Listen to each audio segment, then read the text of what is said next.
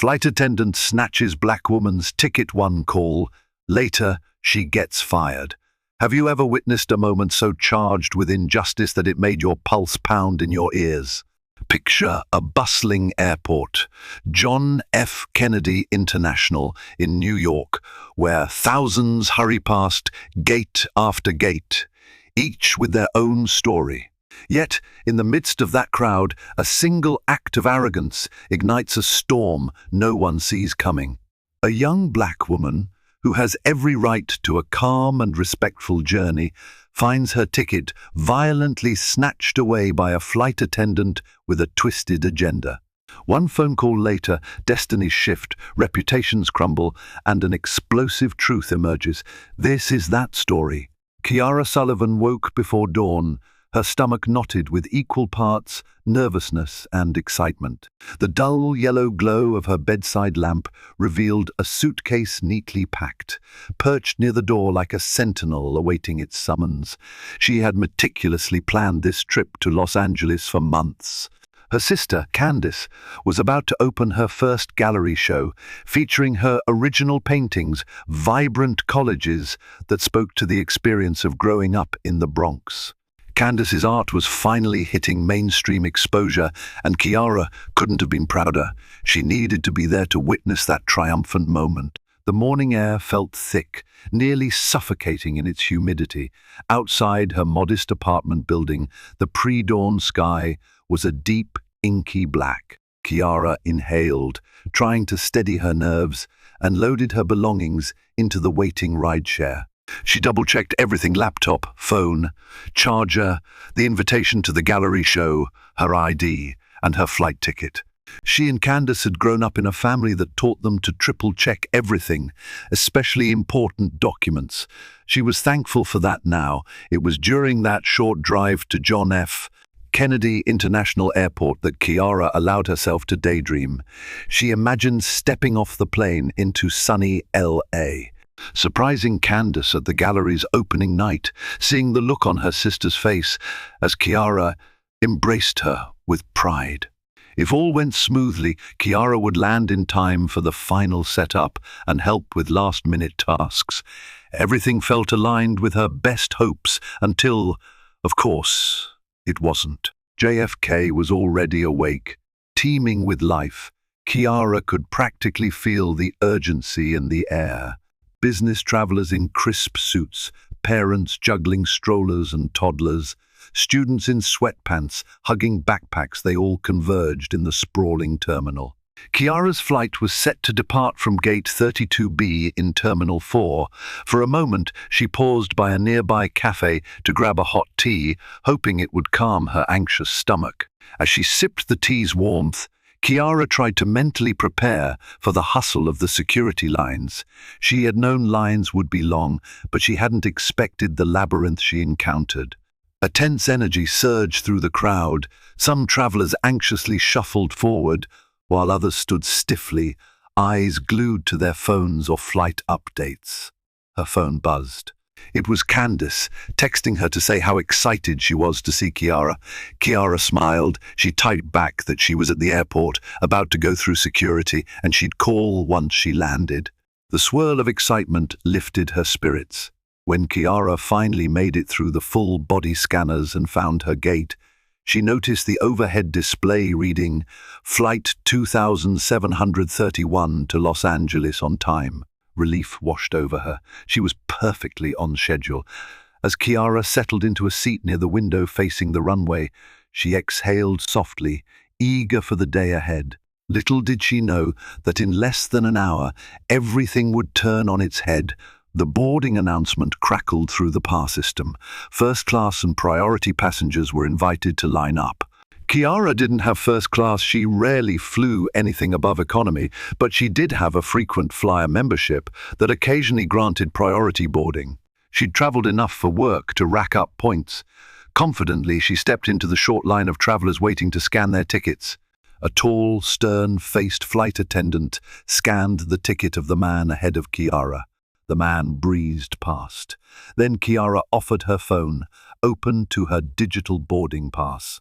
The flight attendant, whose name tag read Brittany H., barely spared Kiara a glance. She aimed the scanner at Kiara's phone, and the machine emitted an approving beep. But Brittany didn't move to let Kiara pass. Instead, she frowned at Kiara's ID, then back to Kiara's face. "Are you sure you're in the right boarding group?" Brittany asked, her tone frosty. "Yes," Kiara said, trying to keep her voice polite. "I have priority boarding through my frequent flyer account." Brittany's eyes narrowed. "I'm going to need to see that membership number again. And your ticket. Paper if you have it." Kiara felt heat rise in her cheeks. Did Brittany doubt she had a legitimate reason to board early? She pulled up her membership on her phone, the profile clearly showing her name, Kiara Sullivan. She also showed her boarding pass again. Brittany's lips thinned, as though she was still unconvinced.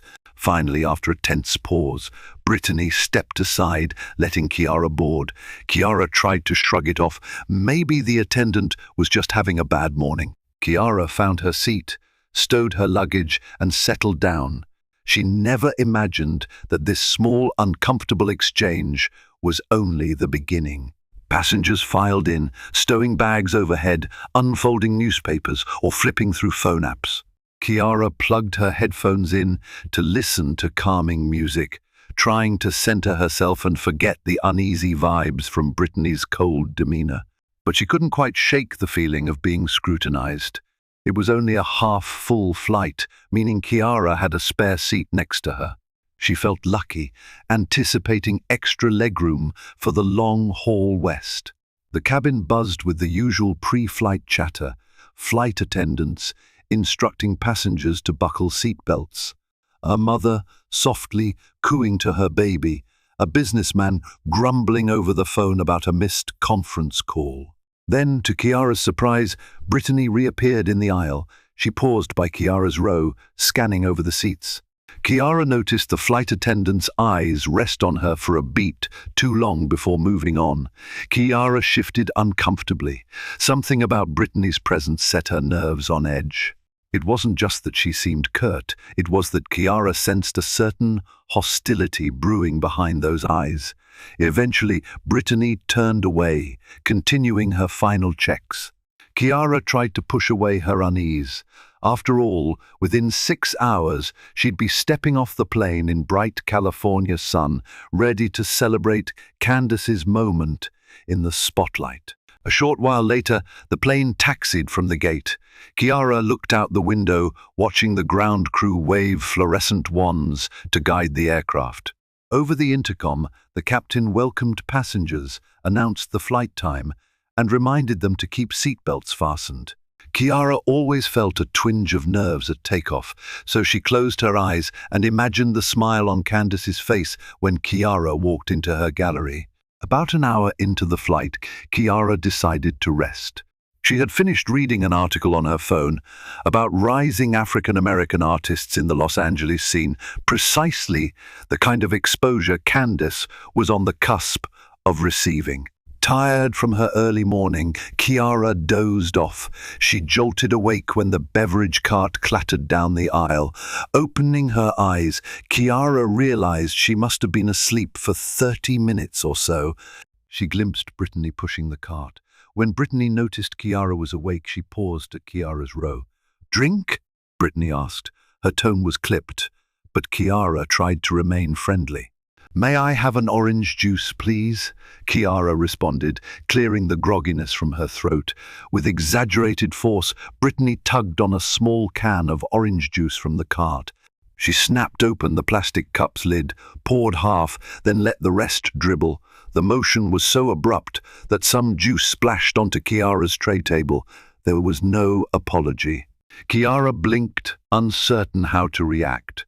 Brittany, saying nothing, handed Kiara a single flimsy napkin and pushed on, ignoring the sticky mess. Kiara's brow furrowed, but she bit back the urge to complain. Maybe it was a simple accident, or Brittany was just having a bad day. Kiara used the napkin to mop up what she could, though it wasn't nearly enough. Finally, she stood to fetch additional napkins from the galley near the rear.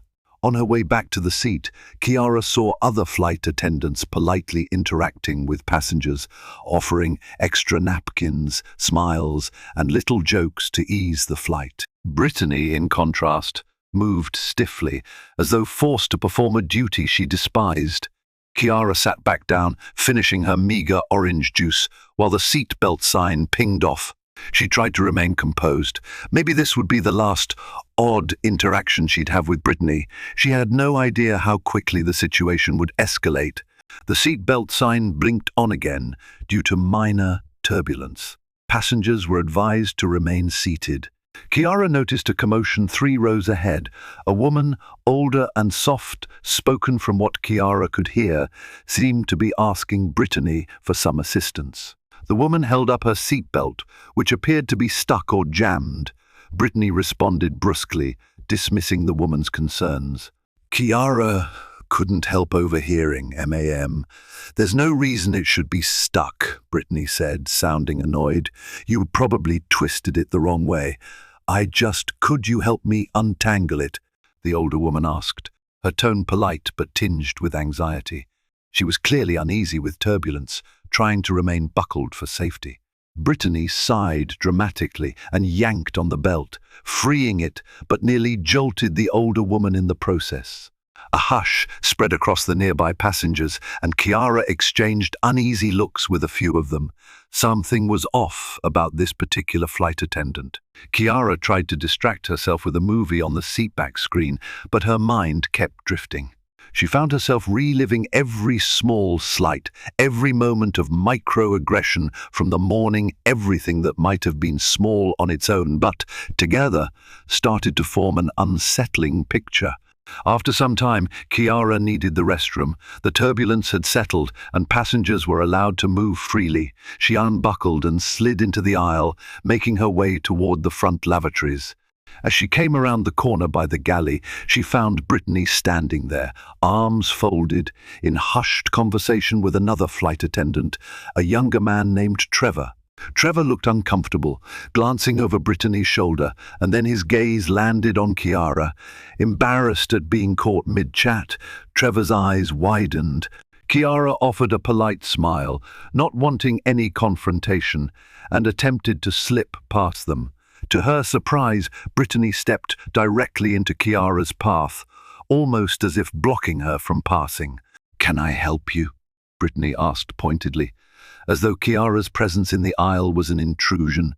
Kiara paused, confusion evident in her face. "I'm just on my way to the restroom." Brittany's nostrils flared. "The ones up here are for first class," she said in a clipped tone. "Use the economy lavatories in the rear." Kiara blinked, glancing at the signage. The nearest restroom had no indication that it was strictly reserved for first class. Only during certain times, or on certain airlines, was that a policy, and Kiara had never encountered it, this strictly enforced especially on a flight that wasn't fully booked. It was a short walk, but Kiara sensed something else fueling Brittany's demand. Still, Kiara relented. She didn't want trouble. "Oh, my mistake," Kiara said softly, stepping back. She turned to walk to the rear, feeling the heat of Brittany's gaze burning into her. As she returned to her seat a few minutes later, Kiara couldn't ignore the stares from other passengers. She wanted to pretend it was just her imagination, but deep down she felt singled out, and it wasn't just for using the wrong restroom. It took another hour for the real confrontation to erupt. Kiara was dozing again, trying to catch up on rest, when she felt a tap on her shoulder. She opened her eyes to see Brittany looming over her. Kiara immediately sat up, startled. "Is there a problem?" Kiara asked, her voice hushed. Several passengers began to look over. Brittany didn't bother keeping her voice low. "Miss Sullivan, I need to see your boarding pass again." Kiara frowned, confusion and a flicker of indignation washing over her. She grabbed her phone from the seat pocket. "You scanned it already. Everything was fine." "I'll be the judge of what's fine," Brittany snapped, snatching the phone from Kiara's hand. The abrupt move caused Kiara to gasp, and the passengers nearby grew visibly uncomfortable. Kiara kept her composure, although her heart pounded. "Give me my phone back, please." Brittany ignored that, examining the phone screen. "How did you get priority boarding again?" The question was hostile, loaded with an accusation Kiara didn't deserve. "I have frequent flyer status," Kiara repeated, voice trembling slightly, anger flaring. "I've told you that already." Brittany pursed her lips, then hissed, "It's quite unusual for passengers like you to have that kind of status, especially if you're in an economy seat." Kiara's shock turned to outrage. She knew exactly what Brittany was implying: passengers like you. Others around them seemed to pick up on the subtext as well, exchanging alarmed glances. Kiara reached for her phone. "Give it back." Brittany didn't comply. In a dramatic gesture, she pressed her finger against the screen to view Kiara's boarding pass details. Then, without warning, she actually pulled Kiara's paper ticket stub from Kiara's seat pocket. Kiara had tucked it there after scanning. Before Kiara could protest, Brittany snatched it away as though Kiara had no right to it. "What are you doing?" Kiara exclaimed, voice rising. Nearby passengers were now fully alert, watching Brittany in disbelief. One middle-aged man frowned, and Kiara heard him mutter, "That's uncalled for." But Brittany's actions had escalated well beyond a standard ticket check. She practically tore Kiara's ticket stub in half, holding the pieces in her hand. Kiara let out an involuntary gasp, heart pounding. This was not just an overstep, it was an outright assault on her dignity. Brittany's eyes flickered with a strange satisfaction. Then, without a word, she turned sharply on her heel and marched down the aisle toward the galley at the front of the plane, leaving Kiara in stunned disbelief. Everything froze for a moment. Kiara's anger and humiliation crashed over her in waves. She managed to pick up her phone, which Brittany had dropped on the seat, and stared at it in shock. Passengers around her murmured their disapproval, but Kiara felt too upset to respond immediately. Her mind spun: should she call the flight deck, ask for another attendant, or talk to the lead purser? Finally, Kiara unbuckled and stood. Trevor, the younger flight attendant from earlier, quickly approached. He seemed tense and concerned. "I'm so sorry," he whispered, voice shaking.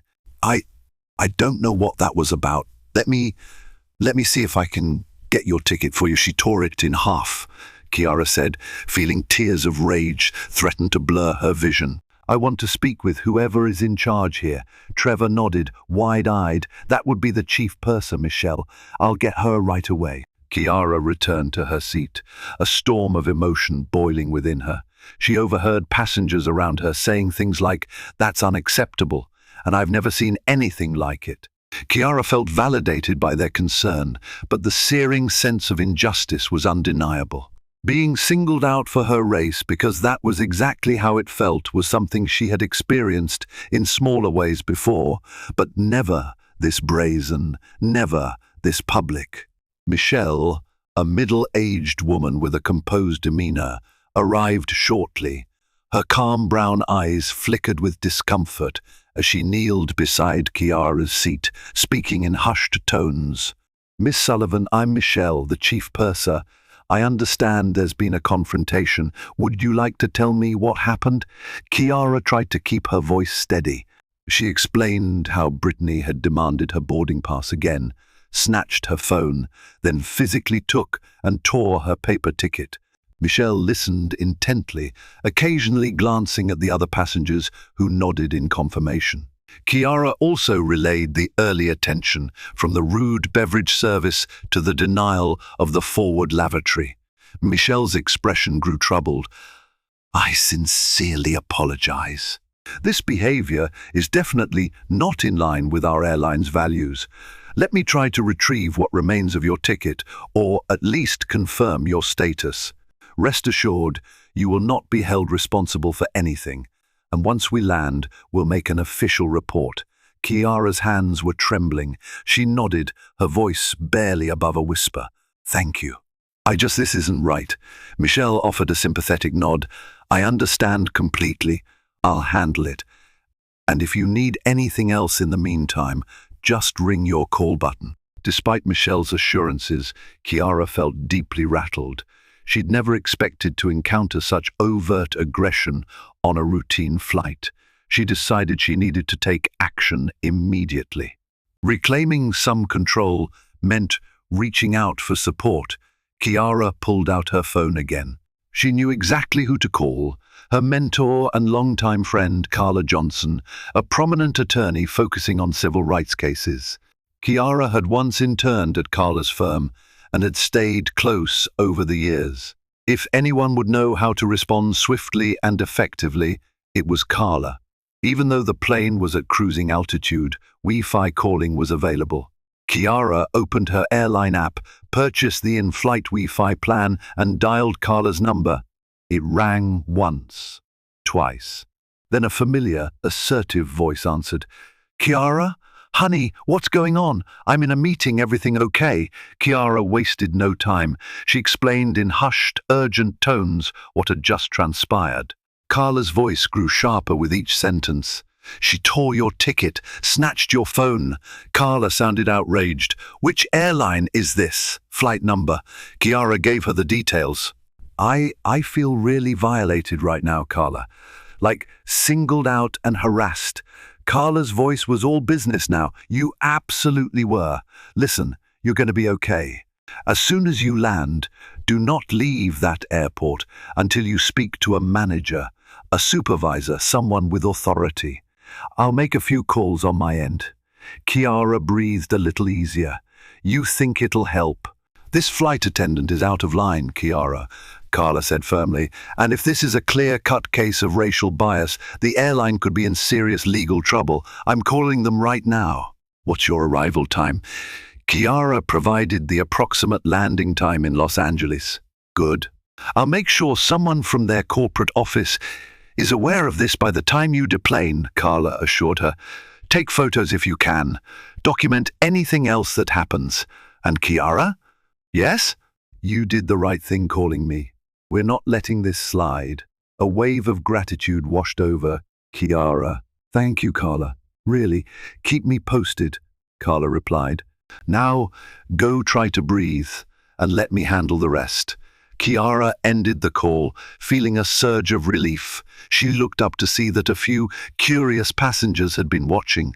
She managed a shaky smile. Then, ignoring the knot in her stomach, she turned her attention to the seatback screen, trying to calm her racing heart with mindless entertainment. She had done her part. She had taken action. Now she just had to endure the rest of the flight. In the next hour, Brittany mostly stayed out of Kiara's area, but Kiara could feel the tension in the air. Occasionally, Brittany would pass by with her chin lifted, avoiding Kiara's gaze. Kiara heard the subtle hush of the other flight attendants, presumably discussing the incident. Trevor, who had initially tried to mediate, offered Kiara an apologetic shrug when their eyes met, as if to say he was powerless to do more. Michelle, the chief purser, stopped by twice to check on Kiara. Once, she quietly assured Kiara that she had filed an onboard incident report. Kiara appreciated the gesture, but sensed Michelle was trying to contain the situation rather than truly confront the blatant discrimination. At one point, Kiara overheard Brittany whispering fiercely to another attendant, "She's making a scene out of nothing." Kiara clenched her jaw, deciding not to engage. Every fiber of her being told her to remain calm for the remainder of the flight. The real battle would happen on the ground. An hour before landing, Kiara opened her phone again to check for texts. Carla had messaged. Carla spoke to someone in corporate. "They're aware. I have a contact in LAX management who's expecting you upon arrival. Don't worry, Kiara. This is being handled." Despite the roiling anger beneath her calm exterior, Kiara felt hope flicker. She could practically feel the gears of justice turning. Just one phone call, and Carla had set the wheels in motion. Suddenly, the humiliation she'd experienced seemed a step closer to being addressed. The plane began its descent into Los Angeles. Kiara watched the rolling hills come into view as the aircraft dipped beneath the clouds. Sunlight streamed through the windows, illuminating dust motes that floated lazily in the cabin. Passengers stirred with renewed energy, some prepared for connecting flights, others eager to disembark and start their LA adventures. The landing was smooth, and Kiara's heart raced, anticipating what awaited her at the gate. She had never been more eager to exit a plane. As soon as the seat belt sign turned off, Kiara stood, collected her carry-on, and prepared to leave. She glanced at Brittany, who was pointedly avoiding her gaze as she helped other passengers. Kiara felt a pang of resentment. If only she could confront Brittany with calm words to let her know exactly how wrong she had been. But Kiara resolved it was best to let the process Carla had initiated unfold. When Kiara stepped into the jet bridge, a wave of relief washed over her. She made her way down the corridor, heart thumping, and entered the bustling terminal at LAX. There, near the arrival gate, she spotted a short, sharp-dressed woman holding a small sign that read Sullivan. Kiara approached her, and the woman introduced herself as Danielle, a representative from the airline's customer relations team at LAX. Danielle spoke quickly and quietly. "Miss Sullivan, I'm here to escort you to a private area where we can discuss what happened. We're expecting a call from our corporate office shortly." Kiara sighed in relief, nodding. She followed Danielle through the terminal, weaving past lines of people waiting for their own departures. Kiara noticed the swirl of bright advertisements and the hum of excited chatter, a stark contrast to the tension swirling inside her. Still clutching her phone in hand, Kiara couldn't help feeling a slight sense of vindication that the airline was taking immediate action. After a short walk, Danielle guided Kiara into a private lounge area reserved for customer issues. The room was small but comfortable, with a round table, padded chairs, and a discreet door to keep out prying eyes. Danielle gestured for Kiara to sit. "Can I get you any refreshments?" Danielle offered. Water, coffee, soda. Kiara, parched and still rattled, asked for water. As Danielle handed her a chilled bottle, Kiara noticed a subtle tremor in her own hand. "I'm sorry for what you've gone through," Danielle said sincerely, taking a seat across from Kiara. "Could you walk me through the details from the beginning?" Kiara recounted everything: her morning at JFK, the first rude remark from Brittany, the humiliating moment of having her phone snatched, and finally the blatant tearing of her ticket stub. She struggled not to tear up. Anger and hurt tightened her throat. "That's completely unacceptable," Danielle said, genuinely appalled. "We value our passengers' dignity above all else, Miss Sullivan. We will handle this. I'm going to take notes, and we'll wait for a conference call from our corporate team. They may ask some follow-up questions." Kiara nodded, wiping at the corners of her eyes. "I appreciate that." As Danielle typed notes into her tablet, Kiara's phone buzzed again. Carla had texted. "Carla, have you landed? Airline should have a rep waiting. Let me know if you need me on the phone." Kiara typed back that she was in a private lounge, waiting for a corporate call, and asked if Carla could make herself available. Carla responded with a thumbs up and a brief, "Ready when you need me." Less than 10 minutes later, a conference call came in on Danielle's tablet. Danielle answered, introducing Kiara to two corporate representatives, Linda from Human Resources and John from Customer Experience. Kiara put the call on speaker, with Carla also dialed in from her side. The call began with a formal apology from Linda. "Miss Sullivan, we are deeply sorry for your experience. We want you to know we take these allegations very seriously, especially any form of racial discrimination. We are opening a full internal investigation." Kiara felt a lump in her throat. Hearing it labeled as racial discrimination by the airline itself was oddly both validating and distressing. She kept her voice steady. "I appreciate that. I do want you to know how humiliating and hurtful this incident was. Carla, from her end, introduced herself. "I'm Kiara's legal counsel. Let's be clear, we expect immediate, decisive action to ensure Miss Sullivan's rights are respected. This kind of behavior is not just a customer service failure, it's a violation." Linda responded diplomatically. "We understand. While we can't provide full details of our internal process, we've already taken steps to address the employee in question. We also will be talking to her colleagues and evaluating any prior incidents on her record." John from Customer Experience chimed in. "Miss Sullivan, we'd like to offer you a full refund and future flight credits as a gesture of our remorse. Of course, we realize that material compensation can't fully rectify the emotional distress you've experienced, but we hope it's a sign of good faith." Kiara inhaled deeply. A refund and flight credits were nice, but that didn't erase Brittany's behavior. Carla spoke for her.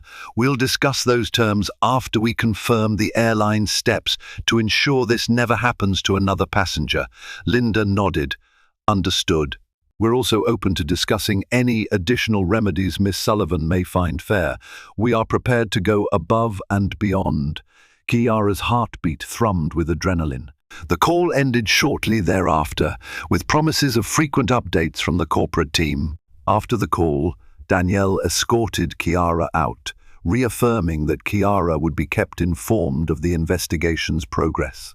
With the airline meeting behind her, Kiara finally stepped into the Los Angeles sunlight. She felt drained but also weirdly triumphant.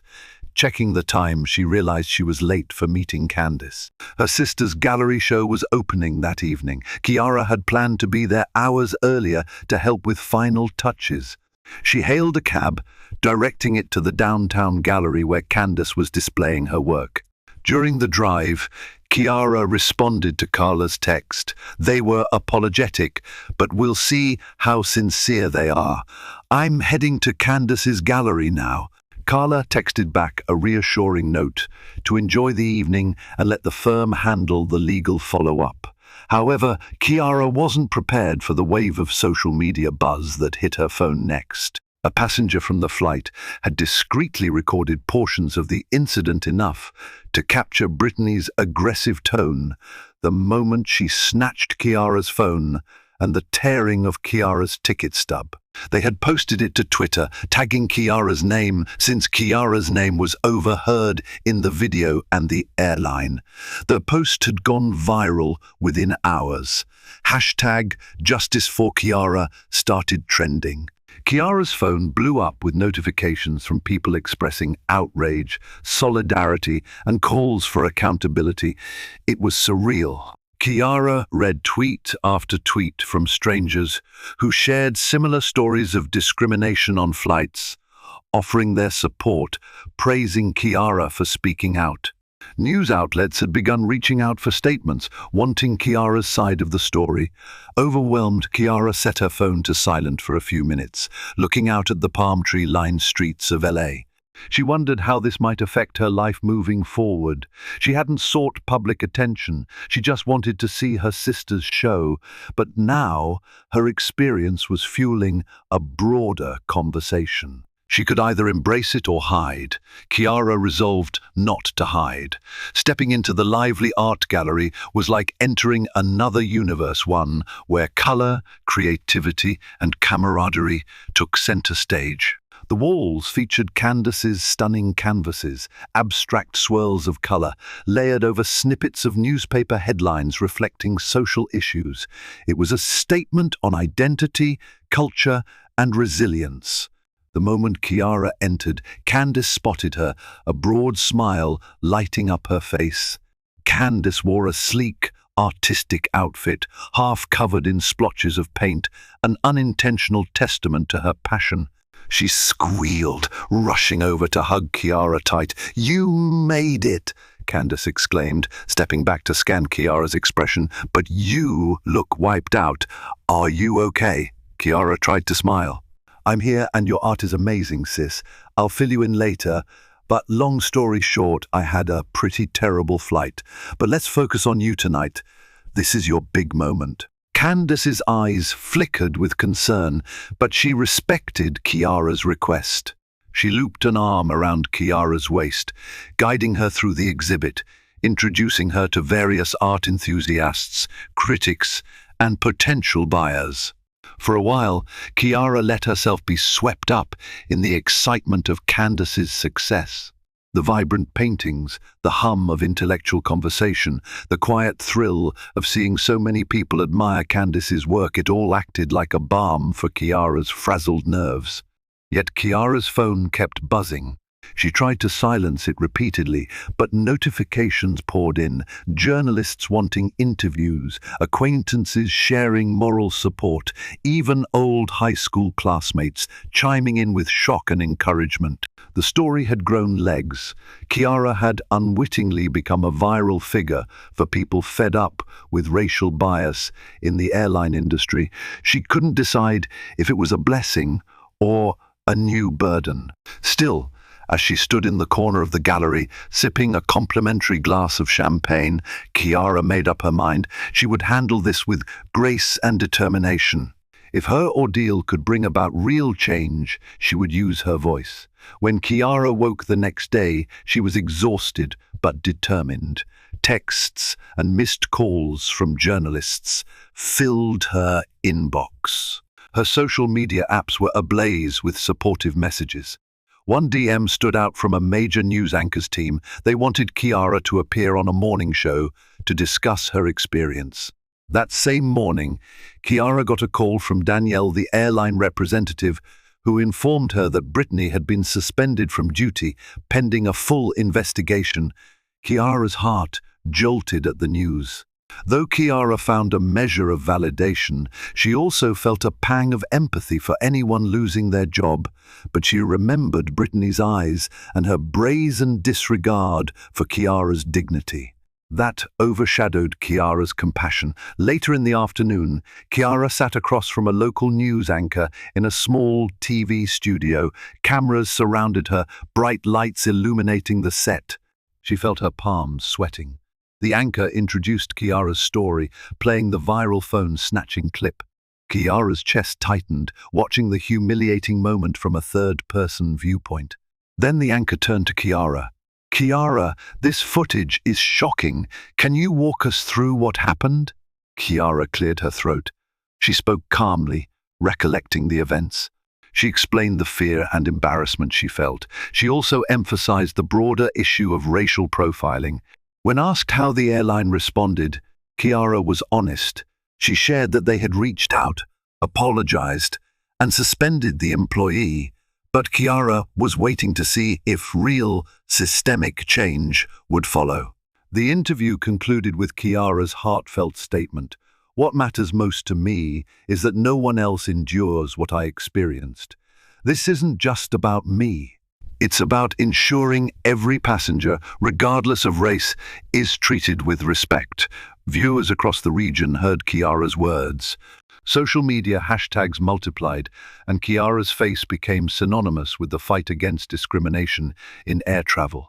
Unbeknownst to Kiara, Brittany's life had already begun to unravel. While Kiara was fielding interview requests, Brittany was barricaded in her small apartment, reading through a barrage of emails and texts from her superiors, her colleagues, and worst of all, from outraged strangers online. The airline had opened an internal investigation, and she was prohibited from returning to work until it was concluded. Brittany's phone rang constantly. Some calls were from people she thought were friends, telling her they couldn't associate with her anymore. Others were from tabloids seeking a salacious scoop. The airline's union rep also called, instructing Brittany to refrain from speaking to the media and to let them handle any negotiations or defenses. She felt her stomach churn in panic. She had known Kiara would complain, but Brittany never anticipated a viral video. The meltdown she'd shown there was no excuse for it. Her mother called, sobbing, asking how Brittany could have done such a thing. Brittany had no answers. Part of her wanted to lash out, to claim Kiara provoked her, but deep down, she knew the truth. She had crossed a line that even she couldn't justify. As the hours stretched into days, Brittany's situation worsened. Online petitions demanded she be fired permanently. Journalists doorstepped her building, seeking a statement. Brittany closed her blinds, refusing to answer the door.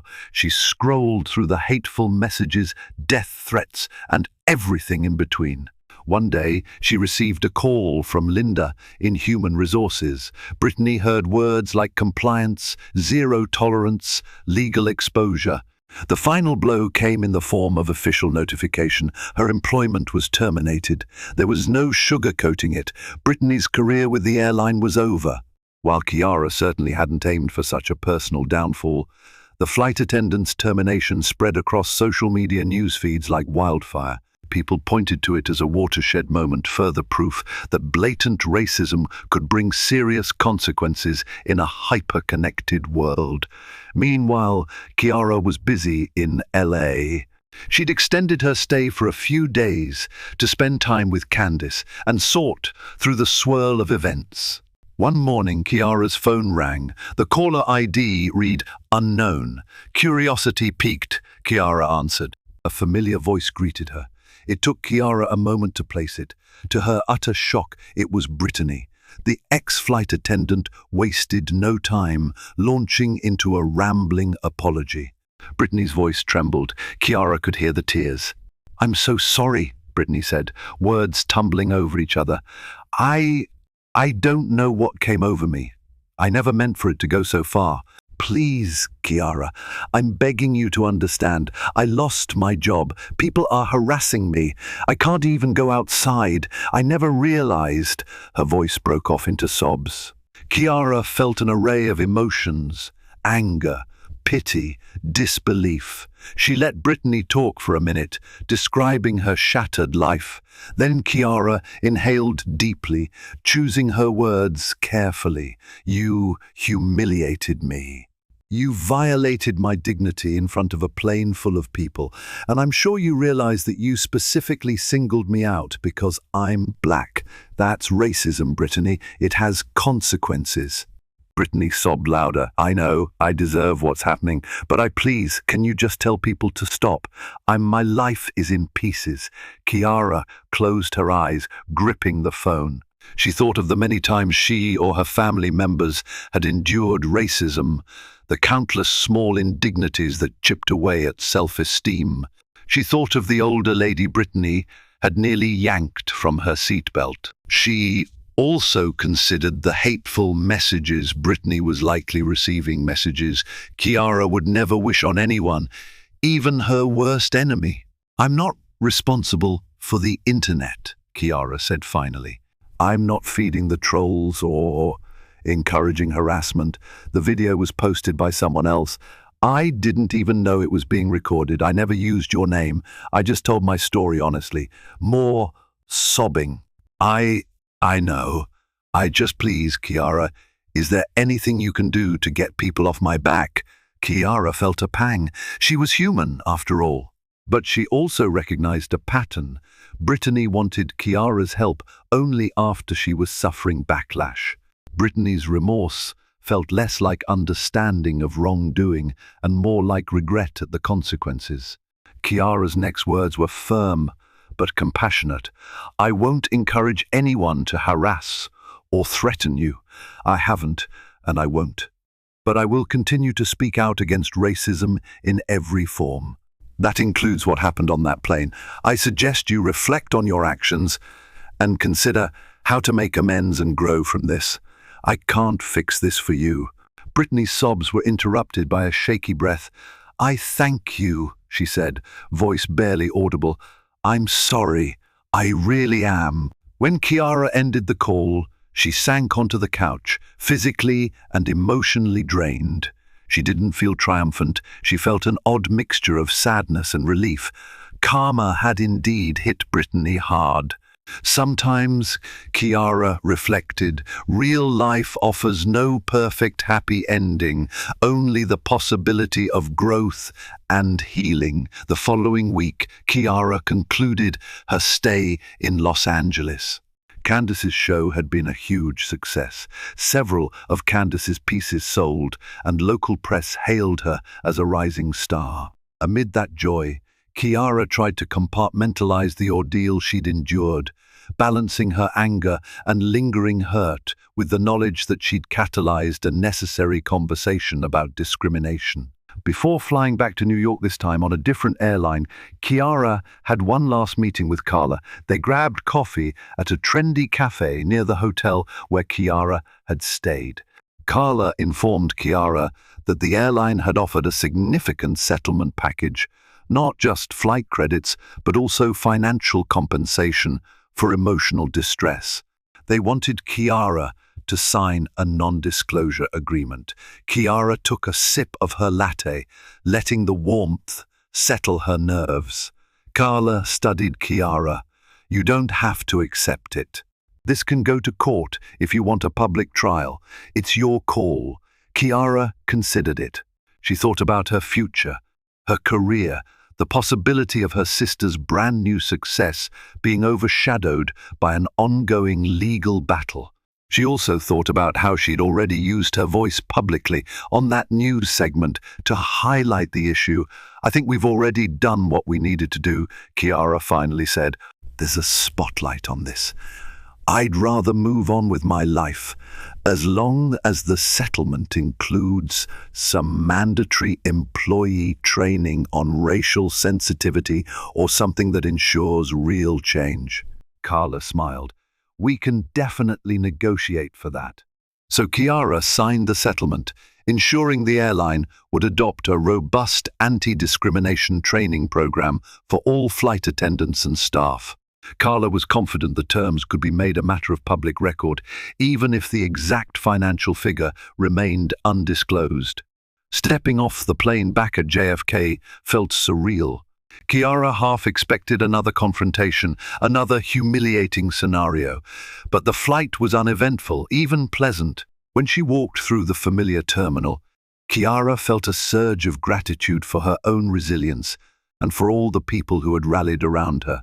In the following weeks, Kiara turned her focus back to her own career.